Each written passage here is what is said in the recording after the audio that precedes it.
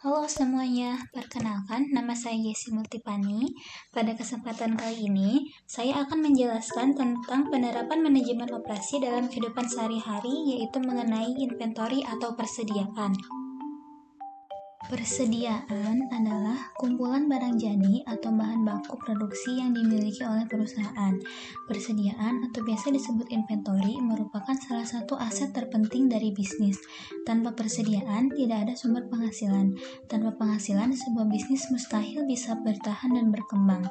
Dalam perusahaan, persediaan harus diatur sedemikian rupa sehingga proses bisnis perusahaan tetap stabil dalam kondisi apapun, namun tetap memperhatikan jumlah barang yang disimpan agar biaya investasi yang dikeluarkan akibat penyimpanan tidak merugikan perusahaan. Jenis persediaan. Yang pertama, persediaan bahan baku atau raw material inventory. Persediaan bahan baku mengacu pada barang yang digunakan untuk membuat produk atau persediaan perusahaan. Dengan kata lain, mereka adalah bahan yang dibutuhkan untuk memproduksi berbagai barang. Bahan baku bisa apa saja, seperti contoh, tepung, telur, dan mentega yang digunakan untuk pembuatan produk toko roti. Yang kedua, persediaan barang dalam proses atau working in process inventory. Persediaan barang dalam proses mengacu pada barang yang belum selesai atau sepenuhnya diproduksi. Contoh jenis inventaris ini termasuk coklat yang masih membutuhkan lapisan gula di pabrik coklat, atau sepatu yang belum diwarnai, dan minyak esensial yang belum dikemas dalam botol oleh produsen kesehatan. Yang ketiga, persediaan barang jadi atau finished goods inventory. Barang jadi mengacu pada produk atau persediaan yang siap dijual oleh perusahaan. Barang-barang ini telah menyelesaikan siklus produksi. Barang jadi sebelumnya terdiri dari bahan mentah dan juga barang dalam proses. Fungsi manajemen persediaan. Fungsi manajemen persediaan yang pertama yaitu mengantisipasi kurangnya persediaan akibat barang datang terlambat atau kurang. Jika terlambat, hal tersebut dapat mengganggu kelancaran produksi. Yang kedua, memastikan produksi tetap berjalan dengan lancar. Selanjutnya, untuk memastikan produksi tetap berjalan lancar, manajemen persediaan sangat penting dan memiliki pengaruh bagi perusahaan, terutama yang berfokus dalam produksi barang. Dengan begitu, perusahaan tetap mendapatkan keuntungan dan tidak rugi. Yang ketiga, mengantisipasi apabila barang mengalami kelangkaan. Meskipun barang mengalami kehabisan atau bahkan langka, perusahaan harus tetap memastikan kegiatan produksi tetap berjalan lancar dan tidak terganggu. Oleh karena itu, manajemen persediaan sangat penting guna memastikan persediaan bahan selalu ada.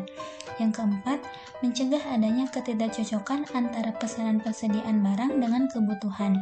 Hal seperti adanya ketidakcocokan antara pesanan persediaan barang dengan kebutuhan mungkin jarang terjadi. Namun, pihak perusahaan harus tetap memastikan dan mengantisipasi agar pesanan sesuai dengan kebutuhan. Inventory penting untuk menjaga agar proses produksi dapat berjalan terus tanpa terpotong akibat kekurangan persediaan. Persediaan harus disediakan, tidak boleh banyak atau tidak boleh terlalu sedikit. Kalau terlalu banyak, biasanya tidak menguntungkan untuk bisnis karena adanya biaya penyimpanan, biaya pembusukan, dan ancaman keusangan. Kalau terlalu sedikit persediaan, bisnis beresiko kehilangan sales. Persediaan, jika diilustrasikan dalam kehidupan sehari-hari, sama dengan persediaan untuk kebutuhan bulanan keluarga.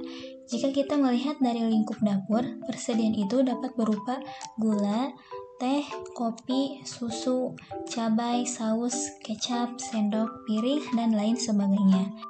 Berikut ini ada contoh ilustrasi penerapan manajemen persediaan di kehidupan sehari-hari, di mana ada dua orang ibu rumah tangga yang sedang berbelanja di toko sembako. Keduanya berbelanja untuk kebutuhan bulanan keluarga, tetapi jumlah barang yang mereka beli tidak sama. Ibu A berbelanja kebutuhan untuk persediaan 1 bulan dengan jumlah yang sangat banyak, berbanding terbalik dengan ibu B yang berbelanja hanya sesuai dengan stok barang kebutuhan yang habis saja.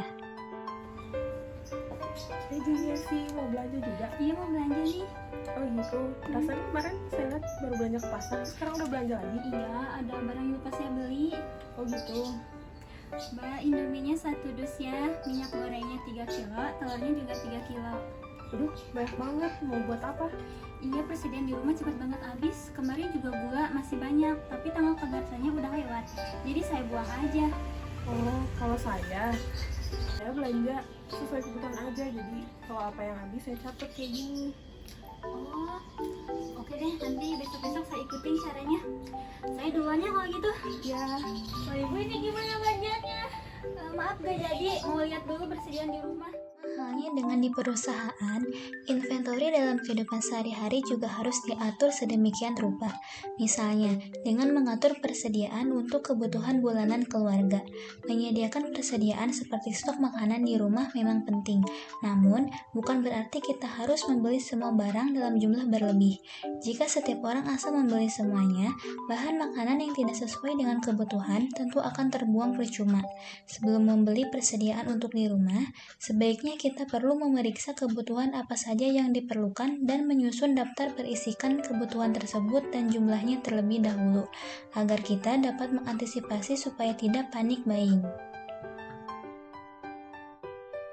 Sekian penjelasan dari saya mengenai penerapan inventory bagi kehidupan sehari-hari. Mohon maaf bila ada kesalahan. Terima kasih.